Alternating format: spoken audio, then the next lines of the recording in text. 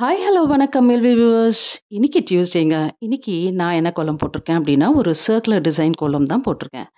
எப்பவுமே எந்த ஒரு விஷயம் பண்ணும்போது, நம்ம நினைக்கிறது ஒண்ணா இருக்கும். ஆனா நடந்து முடிக்கும்போது வேற விதமா இருக்கும்.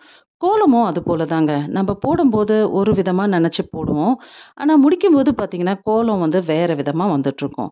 சம்டைம்ஸ் வந்து அது நல்லாயிருக்கும். சம்டைம்ஸ் நல்லா இருக்காது. இன்னைக்கு நெனச்சத விட கொஞ்சம் நல்லாவே வந்திருக்கு. கலர் காம்பினேஷன் பார்த்தீங்கன்னா, ரெட் அண்ட் எல்லோ குடுத்துருக்கேன்.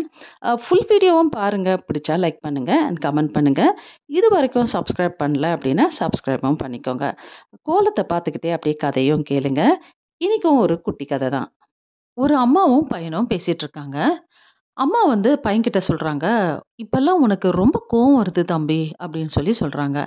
பையன் அதுக்கு சொல்றான், "அம்மா நான் எவ்ளோ கண்ட்ரோல் பண்ணணும்னு நெனச்சாலும், அத என்னால முடியலம்மா" அப்படின்னு சொல்றான்.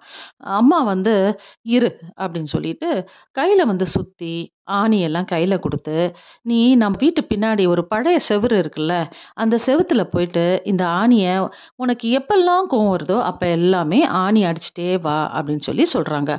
இவனும் அம்மா பேச்ச தட்டாம போயிட்டு, அந்த ஆணி அடிக்க தொடங்குறான். எப்பல்லாம் அவனுக்கு கோவம் வருதோ, அப்பல்லாம் இந்த ஆணி எடுத்து அடிக்கிறான். போக போக அந்த ஆணி அடிக்கிறது குறைஞ்சு, ஒரு நாள் வந்து அவனுக்கு கோவமே வராததுனால, ஆணி அடிக்காம அம்மா கிட்ட வந்து சொல்றான். "அம்மா இன்னைக்கு எனக்கு கோவமே வரல. அதனால இன்னைக்கு நான் ஆணியே அடிக்கலம்மா" அப்படின்னு சொல்றான். அம்மா அதுக்கு சந்தோஷப்பட்டு, "நல்லது தம்பி. இனிமேல் நீ என்ன செய்றன்னா, எப்பல்லாம் உனக்கு கோவம் வரலையோ, அப்பல்லாம் ஒவ்வொரு ஆணியா புடுங்கி எடுத்துரு" அப்படின்னு சொல்றாங்க. அவனும் கோவம் வராததுனால எல்லா ஆணியும் ஒவ்வொன்னா புடுங்கி எடுத்துடுறான். இப்ப இன்னும் சந்தோஷப்பட்டு மறுபடியும் அம்மா கிட்ட போய், "அம்மா இப்பல்லாம் எனக்கு கோவமே வரதில்ல. எல்லா ஆணியும் புடுங்கி எடுத்துட்டேன்ம்மா" அப்படின்னு சொல்றான். உடனே அம்மா பையன கூட்டிட்டு அந்த செவுத்துக்கிட்ட கூட்டிட்டு போய் காமிக்கிறாங்க. "நீ அடிச்ச ஆணியால இந்த செவுரு எவ்ளோ பாதிப்பு அடைஞ்சிருக்கோ பாரு. அதேபோல நீ கோவப்பட்டவங்களோட மனசு எவ்ளோ காயப்பட்டுருக்கும். நீ எவ்ளோதான் உங்க கிட்ட போய் மன்னிப்பு கேட்டா கூட, மனசுல பட்ட அந்த காயம் மாறவே மாறாதுப்பா.